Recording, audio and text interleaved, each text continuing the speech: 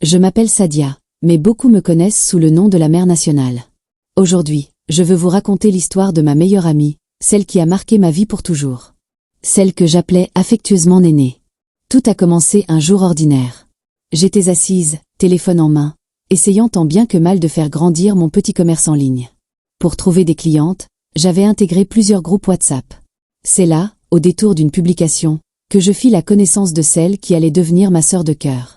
Au début, on ne se parlait presque pas. On se contentait de regarder nos statuts, d'échanger quelques émojis. Rien ne laissait deviner que nos vies allaient se lier si fort. À cette époque, je vivais à Bobo-Dioulasso, mais je faisais souvent des allers-retours à Ouagadougou pour acheter mes marchandises. Là-bas, je logeais chez ma grand-mère, à pas de doigts.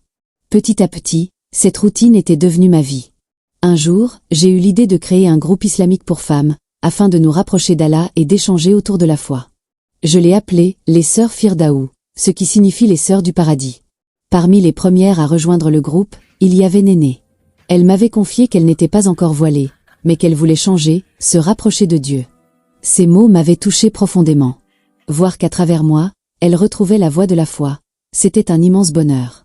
Un jour, elle m'a envoyé un message. Et si on allait faire un petit tatouage, juste pour le fun? J'ai ri, et j'ai accepté. Elle est venue me chercher chez moi. C'était la première fois qu'on se voyait en vrai. Et ce jour-là, j'ai compris ce que voulait dire connexion d'âme. On a passé la journée à rire, à parler, à filmer, à se taquiner. Elle me faisait tellement rire. C'était comme si je la connaissais depuis toujours.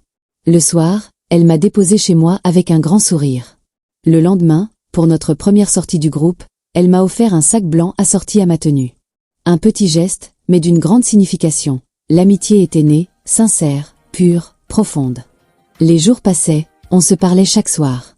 Je lui racontais tout, mes projets, mes peines, mes rêves. Et puis, un jour, je lui ai parlé d'un homme. Un homme simple, pas riche, mais sincère.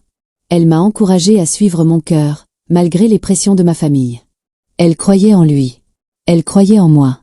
C'est aussi elle qui a aidé mon mari à préparer la plus belle surprise de ma vie. Le jour où il m'a demandé en mariage. Quand il s'est agenouillé devant moi, elle sautait, riait, criait de joie plus que moi-même. Elle filmait, elle pleurait de bonheur. C'était notre victoire à toutes les deux. Le jour de mon mariage, elle a fait le déplacement jusqu'à Bobo-Dioulasso pour m'accompagner. Elle était partout à la fois, m'aidant à me coiffer, me rassurant, m'encourageant. Quand j'étais stressée, elle me disait « Détends-toi, tout va bien se passer, ma sœur ». Elle m'appelait « ma sœur », mais dans son cœur, j'étais bien plus. Après le mariage, la vie a repris son cours. Le foyer, le commerce,